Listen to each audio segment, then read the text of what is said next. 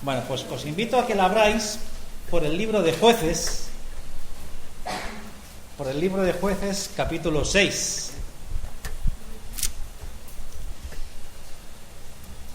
El año pasado, estamos en el 2021, no, en noviembre del 2019 ya, cómo pasa el tiempo, compartí la primera parte de este sermón. Pues, ¿lo tenéis ya todos? Muy bien. Capítulo 7 en realidad. Vamos a refrescar un poquito, porque ¿os acordáis cuando hablábamos del llamamiento de Gedeón? ¿Os acordáis quién es Gedeón, no? Sí. Muy bien, que diga que sí, quien se acuerde. ¿Gedeón? Sí, levante la mano, mira, mejor así. ¿Quién es Gedeón? Uy, qué mal. Fíjate, voy a repasar el capítulo 6 otra vez. Es frustrante esto. Muy bien. Gedeón es aquel muchachote, fuertote, de buena gente, fiel al Señor, que Dios escogió para que fuera juez de Israel en la época en la que había jueces, que todavía no habían reyes. Y lo escogió para liberar al pueblo de Israel, que eran muchísimos, y eran muchísimos. Los amonitas, ¿no eran? Sí. Tenían un ejército de 136.000 soldados. Y entonces Dios lo escoge, acordaos que Dios escoge a Gedeón, dice, mira, te he escogido a ti, y él, como todo buen siervo de Dios, puso un montón de excusas al principio. No, pero yo cómo voy a hacer eso. ¿Os acordáis que pidió una señal? Que se le presenta el propio ángel de Jehová y le pide una señal. Y para agradecerle la señal, se va a su casa durante un montón de horas, prepara un cocido y lo vuelve a traer para ofrecérselo como holocausto al ángel de Jehová. Y el ángel de Jehová le dice, mira, echar la carne por aquí, el caldo por allá, las verduras por allá. ¡Shah! Hizo salir un rayo de no sé dónde y lo consumió y desapareció. ¿Os acordáis de esa escena? Bueno, más o menos, ¿verdad? Y era interesante, como todas las historias que nos narra la Biblia, que hablan de algún personaje que hizo grandes cosas para Dios, cómo en realidad fue Dios que hizo grandes cosas con alguien que era pequeño. Y Gedeón, pues no era gran cosa, no era nadie, no era importante, no venía de una estirpe de reyes, ni venía de una estirpe de jueces, ni de sacerdotes. Era un agricultor, ahí estaba con su padre, aventando grano. No era uno más ni menos que como uno de nosotros, quería decir. Así que lo escoge el Señor para liberar al pueblo de Israel, que llevaba 7 años cautivo y 7 años que llevaba el pueblo quejándose. Ah, Señor, ¿cómo no nos libras? Tú que libraste al pueblo de Egipto, del poder de Egipto, tú que hiciste esto, tú que hiciste aquello, con nosotros no lo haces. Pero a la vez que se quejaban, vivían la vida que les daba la gana vivir. No es que fueran unos grandes pecadores, algunos sabían que pues le ofrecían incienso y algunos holocaustos a algunos dioses ajenos, otros pues creían en Yahvé más o menos como les parecía. Los fines de semana llevaban alguna ofrenda al altar, pero el resto de la semana vivían como les daba la gana. Pero eso sí, 7 años quejándose a Dios de que Dios no los libraba de la opresión o de la esclavitud de los amonitas. Así que imaginaos a Dios, la mano en la cara, diciendo, ¿qué pueblo este? Que no hay manera, que cada vez que los libro, al poquito tiempo vuelven a caer y otra vez las mismas, y otra vez las mismas. Pero cómo me recuerda, ¿no? Cómo el pueblo de Israel se asemeja siempre a la Iglesia. A la Iglesia desde el primer siglo hasta la Iglesia de hoy. No es que hoy seamos ni peores ni mejores. La Iglesia, al igual que el pueblo de Israel, cae una y otra vez y se vuelve a caer, y Dios los libera, los salva, los restaura, y la Iglesia otra vez vuelve a las andadas. La similitud de ese pueblo de Israel con la Iglesia de hoy en día es muy preocupante, porque es una iglesia muy religiosa. Digo, no, toda la iglesia no es religiosa, porque yo veo iglesias súper avivadas, que cantan ahí con fuego, que cantan ahí con maravillas, que hay una predicación fervorosa, que está llena, que tiene unos instrumentos grandiosos, iglesias de 10.000 personas. Y hombre, no puedes comparar con el pueblo de Israel. Mirad, yo no creo en un Dios que solamente emociona. Yo creo en un Dios que cambia.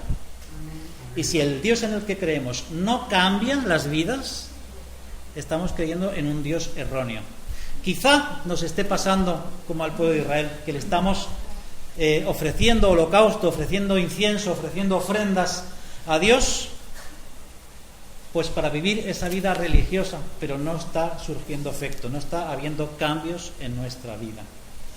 Y en esa disyuntiva, pues Dios escoge a un Gedeón. ¿Cuántos Gedeones nos harían falta hoy en día, verdad? ¿Cuántos muchachos o muchachas que Dios escoja para avivar y azotar al pueblo y decirles y guiarlos por el lugar correcto? Así que bueno, tenemos esa situación donde Dios lo escoge. Y ahora vamos a leer un poquito cómo Dios usa a este siervo y usa el ejército de Israel, que era de 22.000 hombres, para derrotar a un ejército de 135.000 hombres. ¡Wow! ¿No? Qué gran proeza, ¿no? Con 22.000 soldados destruyeron a 135.000 amonitas. Qué bueno, ¿eh? Vamos a leerlo. En el capítulo 7, versículo 1 dice lo siguiente: levantándose pues de mañana, Jeroboam, el cual es Gedeón es el nombre que se le puso, pero Jeroboam era el suyo, y todo el pueblo que estaba con él acamparon junto a la fuente de Arot, que aún existe, por cierto, y tenía el campamento de los madianitas al norte, más allá del collado de Moré en el valle. Me encanta, porque ¿qué es lo que hizo Gedeón antes de prepararse para la lucha?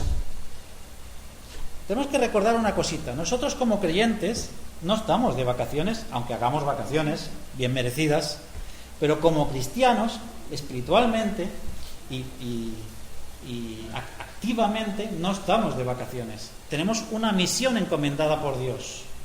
Tenemos un gran mandamiento. Dice, ¿cuál es el más grande mandamiento? Amarás a tu Dios sobre todas las cosas. Y el siguiente, amarás al prójimo como a ti mismo. Perfecto. Pero ¿cuál es la misión que tenemos como iglesia? Id y predicad el Evangelio. Id y predicad el Evangelio. ¿Y cuántas veces lo repetiremos? Y pocas son, para que despertemos de una vez y vayamos y perdamos el miedo y nos preparemos para la batalla cada día, porque cada día nos vamos a encontrar con gente que no conoce del Señor, y ir y darle testimonio con nuestra propia vida, darle testimonio de lo que creemos, darle testimonio de nuestra fe. Eso es una batalla ya. Y me encanta cuando dice levantándose pues de mañana. El original dice de muy de mañana. Tenemos que prepararnos. Y el hecho de que diga que se levantó muy de mañana no significa que tengamos que ahora estar madrugando a las 5 de la mañana para prepararnos para la batalla.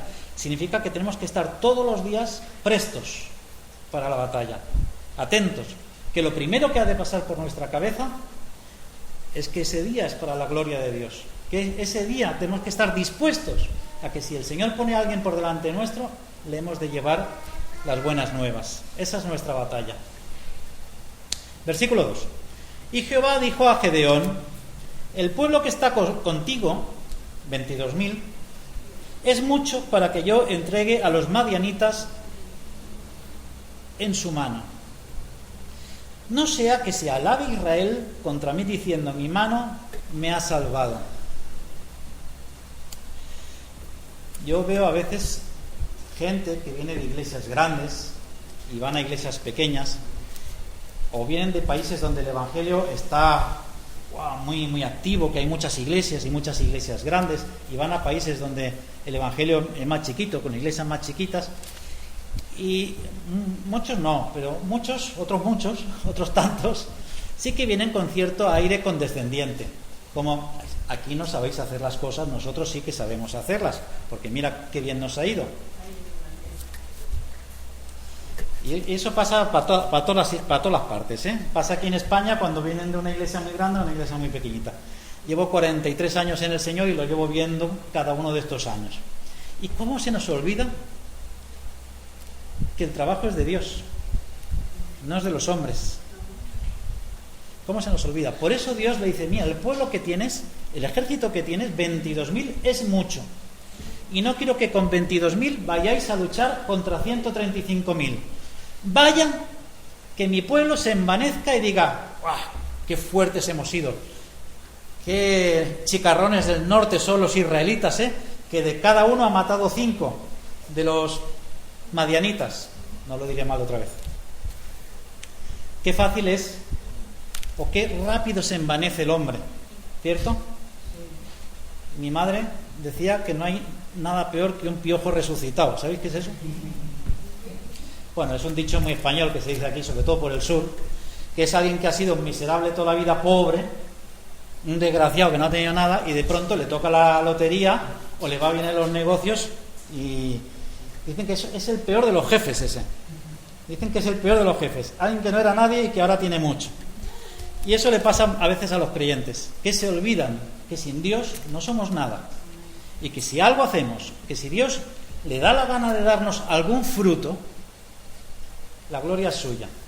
Por eso Dios no quiere compartir su gloria.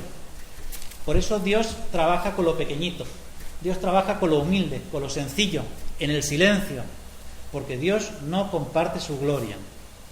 Vaya que nos pensemos que porque tenemos un coro tremendo es que la gente está entrando por las puertas.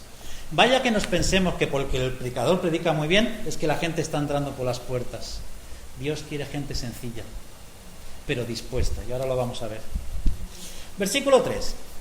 Ahora pues, le dice Dios, haz pregonar en los oídos del pueblo diciendo: quien tema y se estremezca, madrugue y devuélvase desde el monte de Galaad.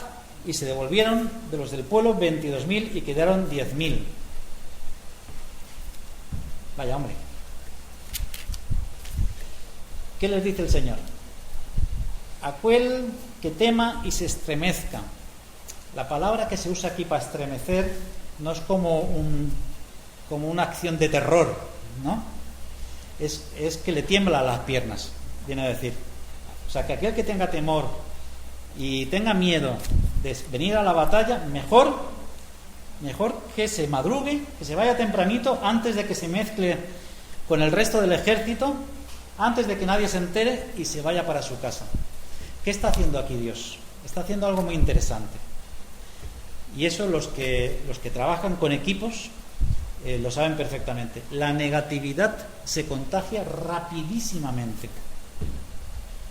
Las personas negativas es un contagio tremendo para la iglesia, para mal, porque no hay nada peor que alguien que tiene miedo y contagia ese miedo, alguien que tiene temor y contagia ese temor, porque a veces los temores son infundados, a veces son fundados, hay una razón por la que tener miedo, como este caso, pero otras veces, la mayoría de las veces, es infundado.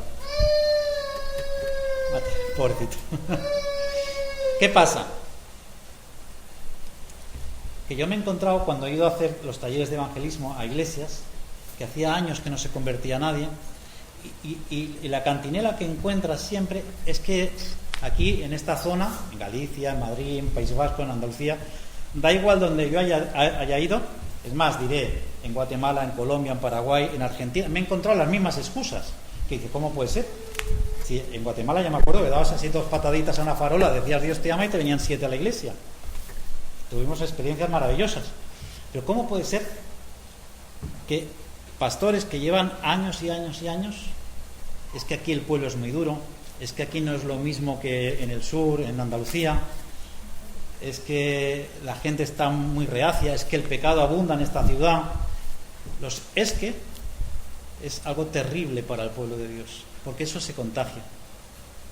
Y a veces, la mayoría de los casos, es alguien que tuvo una mala experiencia, salvo 2 malas experiencias, y nunca más se puso manos a la obra, nunca más volvió a querer pasar el ridículo de que le rechazaran, de que le contestaran con una mala palabra, de que ignoraran el Evangelio, de perder una amistad incluso por el Evangelio.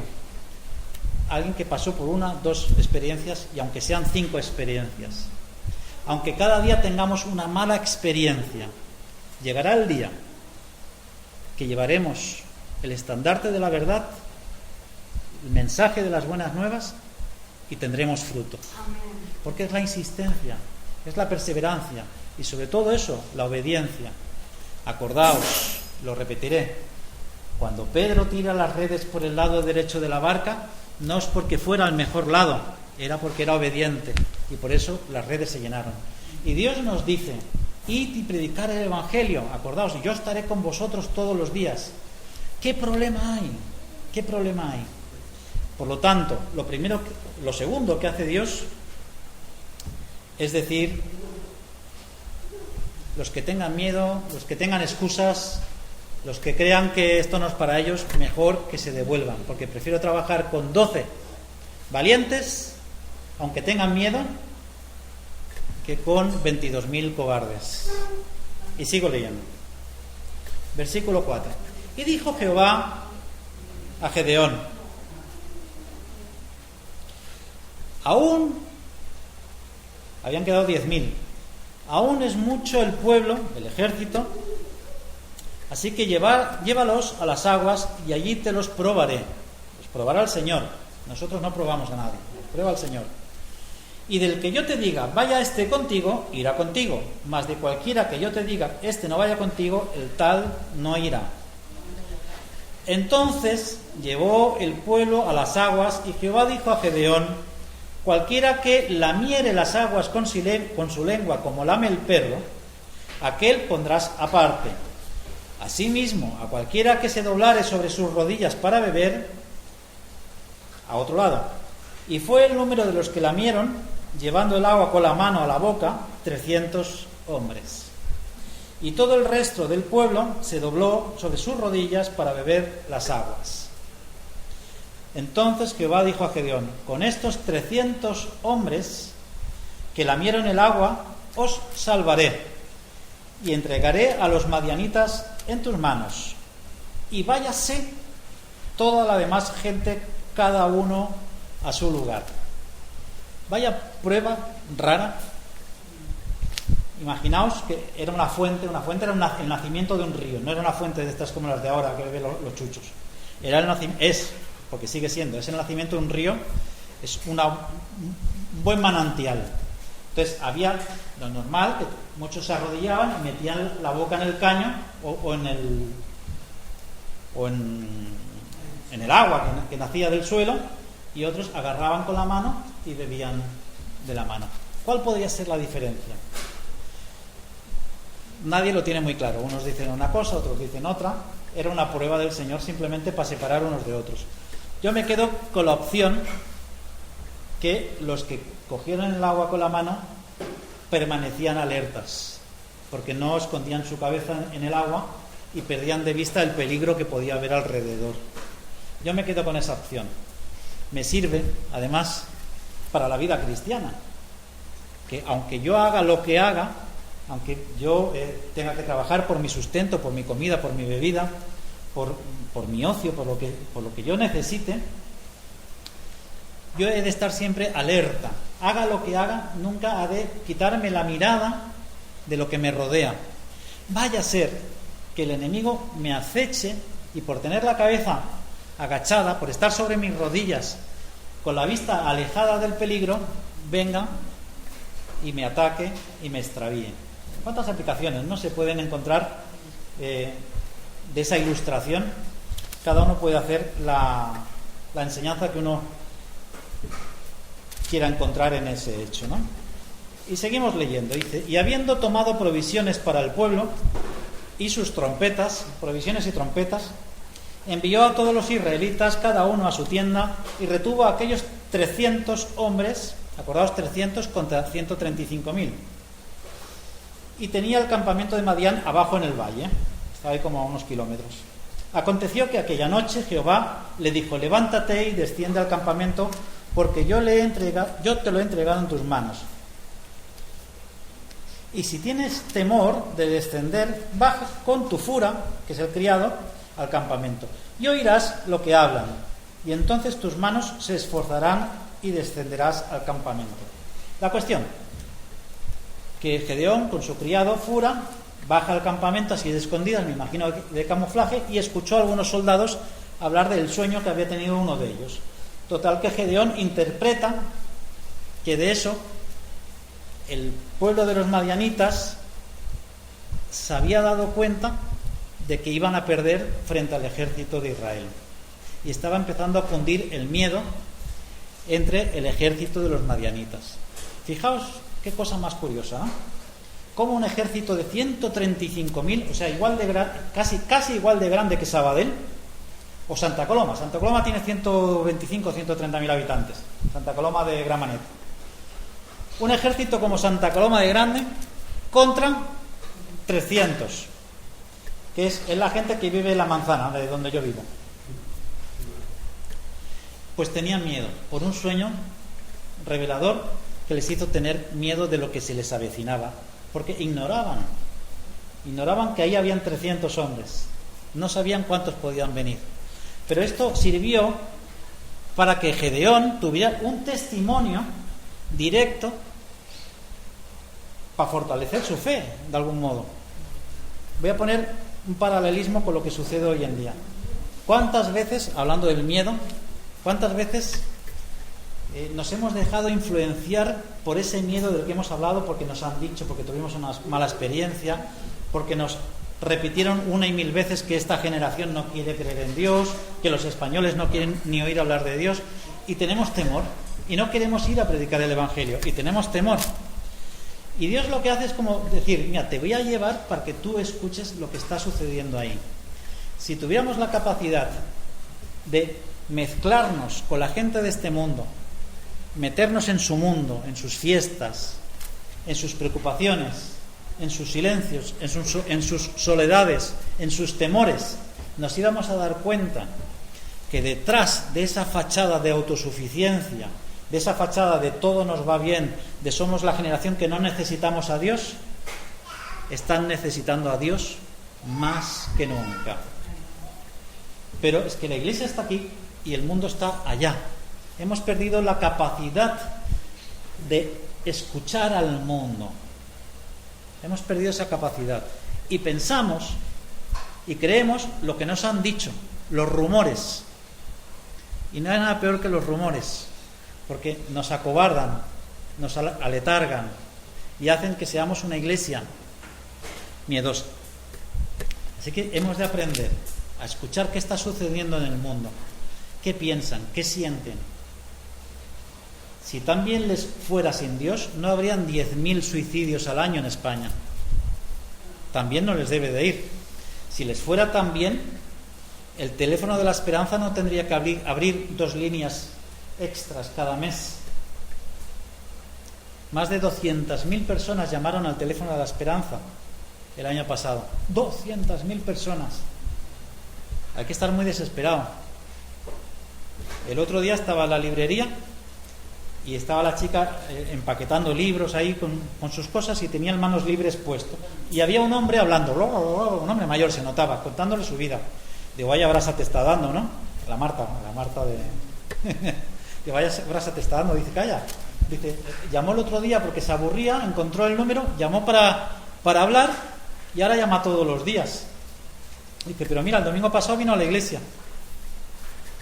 La gente está sola, desesperada y con una necesidad tremenda de Dios. Pero nosotros estamos aquí entretenidos con lo que a nosotros nos gusta, lo que nos emociona, lo que nos va bien, lo guays que somos y nuestras necesidades, y nos olvidamos de que hay un mundo sediento ahí fuera y nosotros tenemos dónde indicarle dónde está la fuente de vida. Y aquí estamos. Pero Dios quiere utilizar 300 soldados, 300 sencillos soldados que lamieron el agua como un perro, vaya ejemplo también, para ir y alcanzar a estos madianitas, llámalos catalanes, llámalos andaluces, llámalos españoles. Dios nos ha escogido a cada uno de los que estamos aquí, cada creyente, de los que no están aquí también, para llevar las buenas nuevas aquí fuera.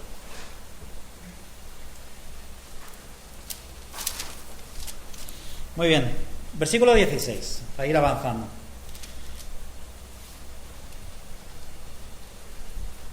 Dios les da unas instrucciones acerca de lo que tienen que hacer con las trompetas, los cántaros y unas llamas, y ahora vamos a ver el desenlace de la batalla.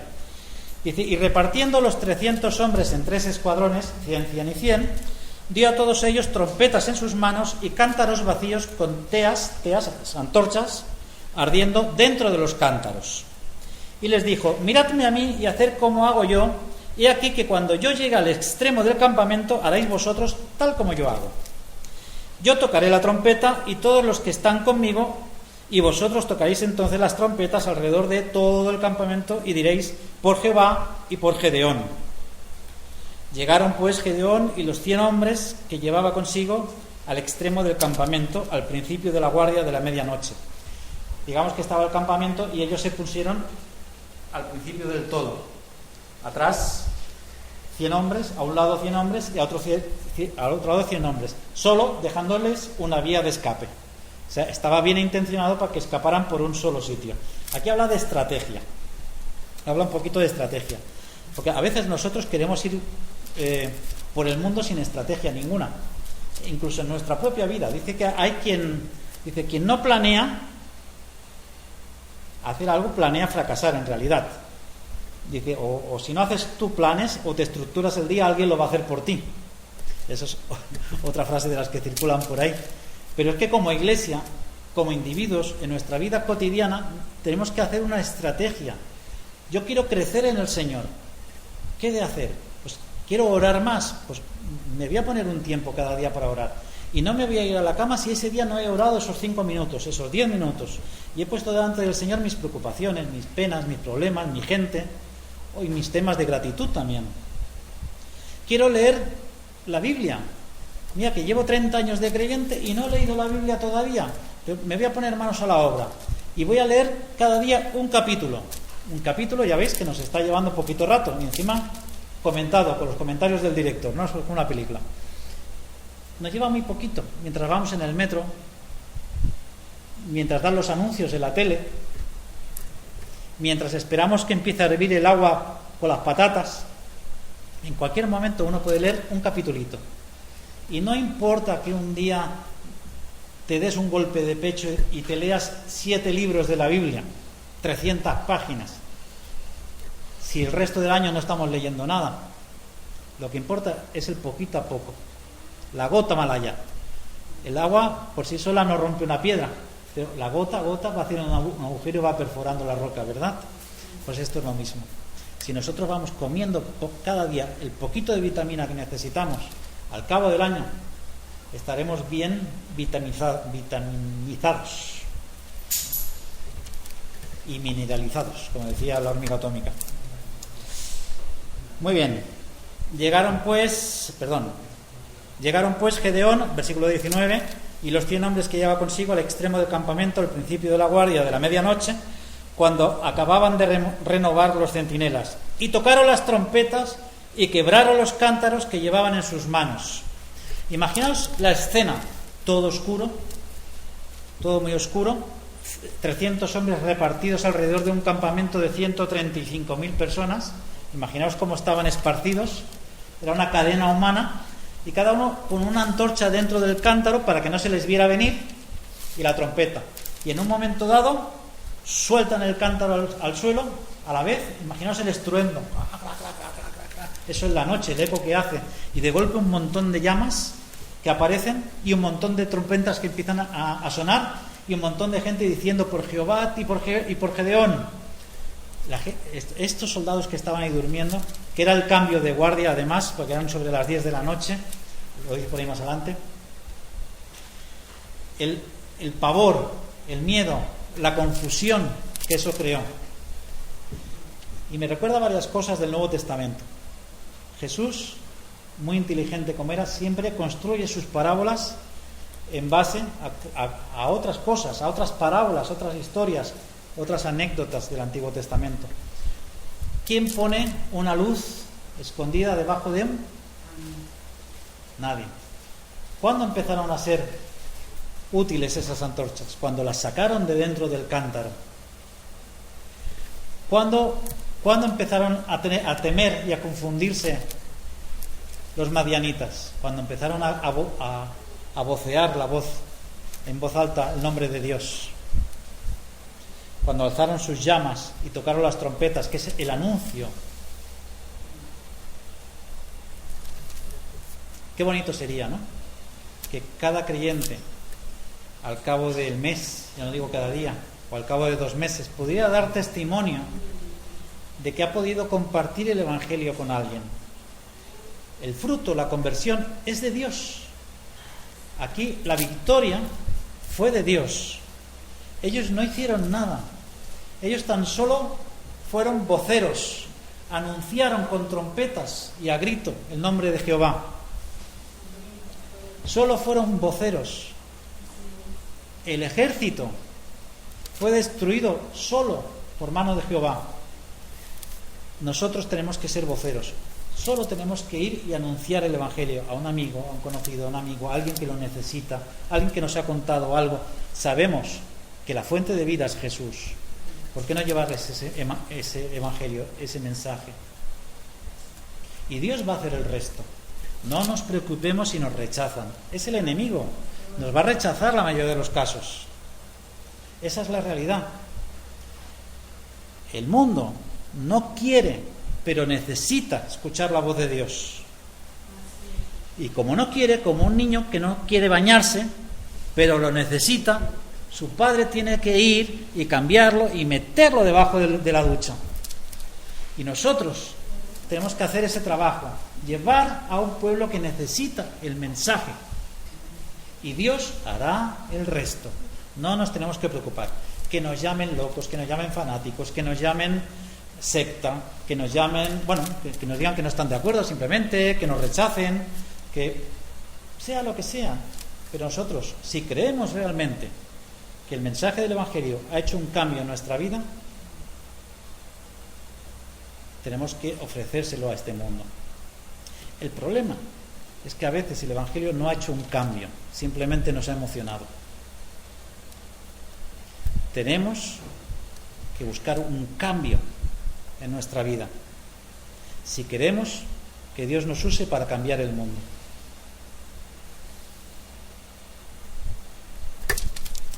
Quiero acabar los versículos para no decir que no lo he leído. Y versículo 20, y los 3 escuadrones tocaron las trompetas y quebrando los cántaros tomaron en la mano izquierda las teas y en la derecha las trompetas, con que tocaban y gritaban por la espada de Jehová y de Gedeón. Y se estuvieron firmes, no retrocedieron. Interesante, se mantuvieron firmes. Imaginaos esos 300 hombres. Es que imaginaos. Eso quiere decir que de 300 hombres le tocaba, yo qué sé, ahora no me sale la cuenta, pero como unos 700 madianitas a cada. Que tú estás solo frente a 700 madianitas con la antorcha gritando por Jehová, ahí rompiendo el cántaro y no salir corriendo, ¿no? Empezar a ver que los madianitas empiezan a revolotearse ahí, a correr unos para un lado, otros para otro, cogiendo las espadas, cogiendo los escudos y todo y aguantando. Se mantuvieron firmes. Eso, para mí es asombroso. Por algo escogió Dios a 300 que no tenían miedo, porque sabía que no iban a retroceder. A veces retrocedemos al primer rechazo que nos encontramos, al primer problema que nos encontramos en nuestra vida. Incluso los creyentes, en la vida diaria, y ya no estoy hablando de llevar el Evangelio, sino en nuestra vida cotidiana, al primer problema que nos encontramos ya empezamos a dudar de Dios, a dudar de la fe, de la nuestra, a dudar de la Iglesia, a dudar del Espíritu Santo y a dudar de todo. Al primer problema. Por eso Dios busca valientes. Con miedo, pero valientes. Y se estuvieron firmes, cada uno en su puesto en derredor del campamento. Entonces todo el ejército echó a correr dando gritos y huyendo. Y los 300 tocaban las trompetas, y Jehová puso la espada de cada uno contra su compañero en todo el campamento. Y el ejército huyó hasta Betzita en dirección de Cerera y hasta la frontera de Abel Mehola en Tabat. Se empezaron a matar entre ellos. Esto es muy sorprendente. Primero porque nosotros pensamos que la batalla es cosa nuestra, y no, es de Dios. Segundo porque pensamos que en el mundo son muy fuertes y nosotros no. Que eso también me lleva a preguntarme qué clase de Dios creemos, pero bueno, pensamos que en el mundo son muy fuertes, muy listos, que lo tienen todo muy claro y les tenemos un miedo terrible. Por ejemplo, ahora con lo de la ley LGTB, desde que empezó toda esta cosa hace 20 años y ha ido creciendo, y los últimos años más, que se está imponiendo muchísimo, yo veo a las iglesias, es que está llegando el fin del mundo, es que ya llega el Armagedón, que llega el Apocalipsis, que el Señor ya viene pronto, la corrupción. El mundo está corrupto. Y ahora tenemos más noticias porque corren más las noticias. En la Edad Media no había periódicos. Pero corrupto ha estado toda la vida. Desde que vino el Señor, ya estaba hablando de los últimos tiempos y se refería a sus tiempos. ¿Qué quiero decir con esto? El mundo está perdido. No se nos olvide. El mundo está perdido y sin Dios. Y nada que no tiene a Dios prospera. Se acabarán autodestruyendo ellos solitos.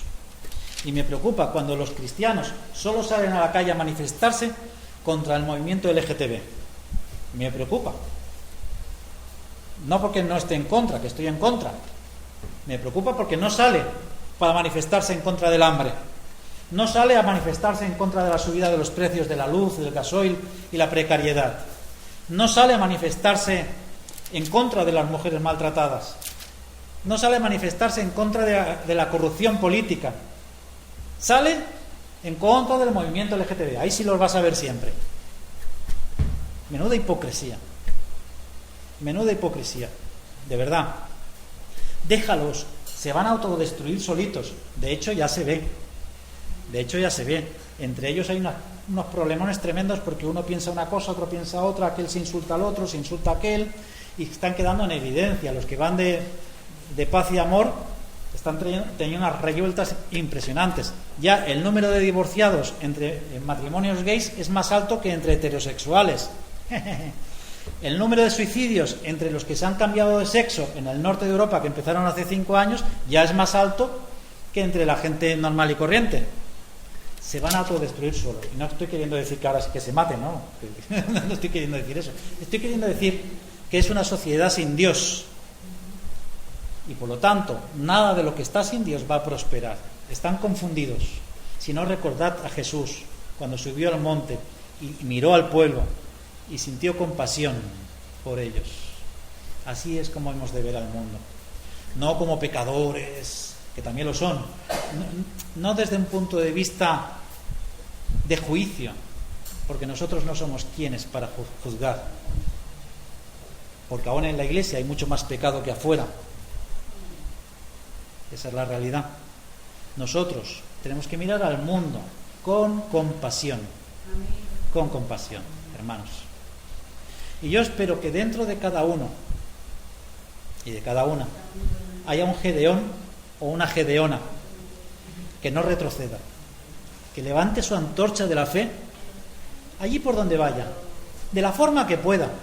No todos somos evangelistas, pero tenemos que hacer obra de evangelistas, con nuestro testimonio, con nuestra forma de ser, con nuestras decisiones. A mí no me importa ir con la Biblia, que se me vea, porque así me preguntan. Y si pudiera llevar un crucifijo grande, lo llevaría, para que me preguntaran. Porque yo quiero que me pregunten, porque en el momento que preguntan están perdidos. Bueno, no, al revés. Tenemos que provocar sed. Si un caballo no quiere beber, se le da un terrón de sal y él solito irá a beber al abrevadero.